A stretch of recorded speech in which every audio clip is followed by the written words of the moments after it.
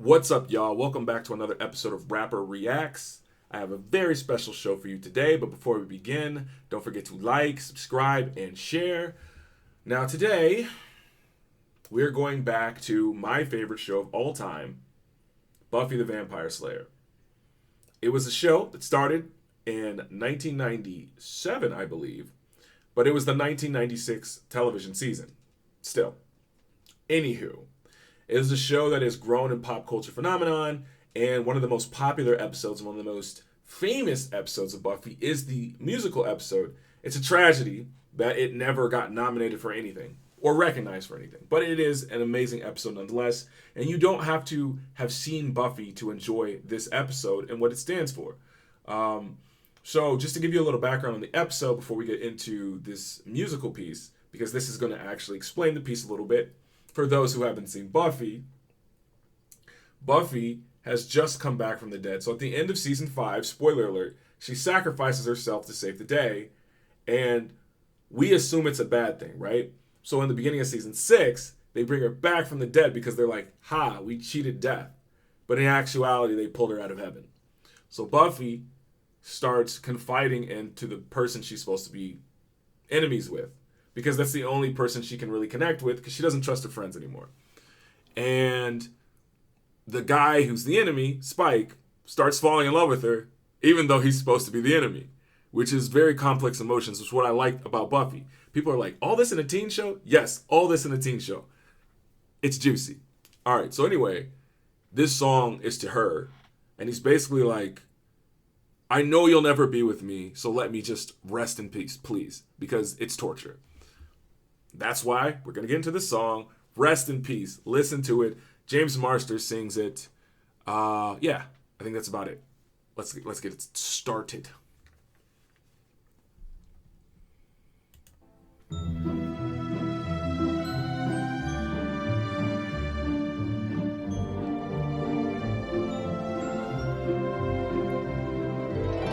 This isn't the first.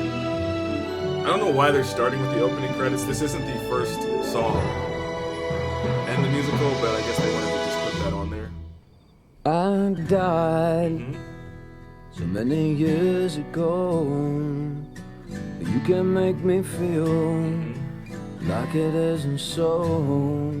And why you come to be with me, I think I finally know. You're scared, ashamed of what you feel, and you can't tell the ones you love, you know they couldn't deal. And whisper in a dead man's ear, that doesn't make it real. Alright, so just right off the bat, I love James Marster's voice. You can tell he's probably got like a rock band or something. He has a very rock sound, especially in the 90s. This is a very quintessential rock sound, even though obviously this was filmed in the 2000s by this point in time. But he's got a very 90s sound still, and he's got the bad boy sound. And it's a lot because he's supposed to be singing a rock style and kind of keep that, I believe he's supposed to have like a Cockney accent, so he's trying to keep the accent, sing, and at the same time give you like a kind of like a rock song. And I think because he's inspired by kind of like the 60s punk rock kind of things, like the was it 60s? Yeah, I think it was like 60s, 70s British not anarchist, but like rebellion type thing. And since he's inspired by that, I think he kind of has that sound a little bit. Another thing that I wanted to point out was kind of the words that he's saying to her. You can't tell the ones you love, you know they couldn't deal. So essentially, as I was saying in my opening, that essentially she can't trust, or she doesn't feel welcome in her own community anymore because they broke the trust. She died, and her sacrifice was supposed to be the last sacrifice she ever had to make. But yet they're calling on her again. And that's what I like, because a lot of shows, they'll think of ways to cheat death. But in Buffy the Vampire Slayer, even though they cheat death, there's always consequences. And the consequences are on the very person that they saved. We'll keep going, and we can talk about it more after the song. Let's go. Let me push it back just a pinch. whisper in a dead man's ear that doesn't make it real.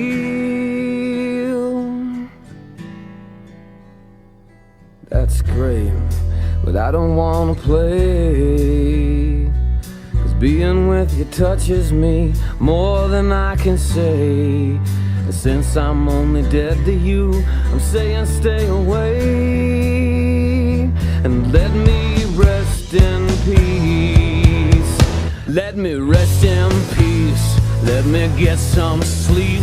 Let me take my love and bury it in a hole 6 foot deep. I can lay my body down, but I can't find my sweet release. So let me rest in peace. Okay, so I have a lot to say about this.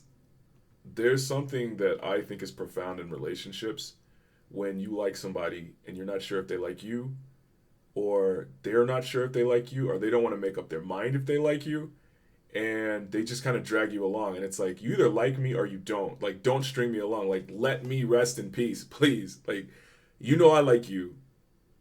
I don't know if you like me. You have me up. You're juggling me, and like, just either drop me or keep me, but don't keep me in this middle position where I'm constantly in flux. And I think a lot of people do that because they're afraid of letting people go, but they're hurting people more by holding on to them, even though they don't really want to fully commit to that person. So I think that's another thing that this song stands for, which I deeply relate to. I like the build up also when the song starts to build up steam, but let's keep going. You know, you got will and slave, and you just love to play the thought that you might misbehave. But till you do, I'm telling you, stop visiting my grave and let me rest in peace. I know I should go, but I follow you like a man possessed. There's a traitor here beneath my breast, and it hurts me more than you've ever guessed. If my heart could beat, it would break my chest. But I can see you're unimpressed, so leave me be and let me rest in peace.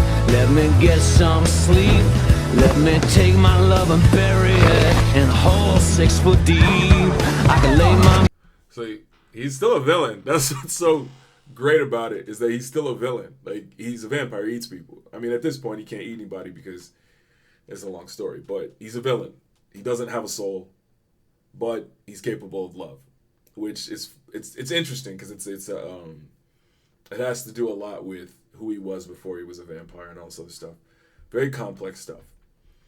But it's what makes this show so good, is the attention to detail. The villains never stop being villains. He never stops being evil. He's still evil, like, but he's still capable of love, and she's still hurting his feelings. So it's like, yeah, even though it's an evil person, you're still doing something bad to a person. I mean, and so that's the conundrum with the song. I'm gonna go back to the bridge a little bit. Maybe not all the way back to the bridge. I'm going to go back like 20 seconds. I really do like the part when they're walking through the cemetery and he's like, really, like, do I have your ear? Do you see what you're doing to me? This is what you're doing to me. And then you'll notice that he's trying to keep the Cockney accent, like I said. Yeah. Let's go back a little bit. Let's see, 2021. My heart could beat, it would break my chest.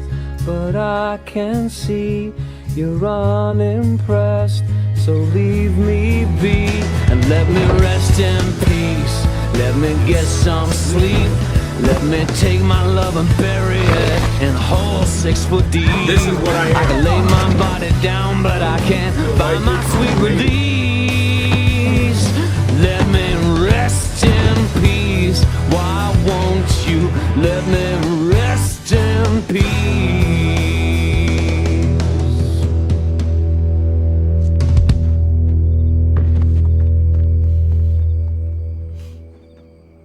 So You're not staying then? He can't like fight his own nature because, well, he doesn't want to. But yeah, great song, classic song. I believe it was both written and composed by Joss Whedon. No copyright infringement intended. They do not care, sir, ma'am. They do not care. But yeah, so really love this song. In a musical that I really love, this just quick thoughts to wrap it up.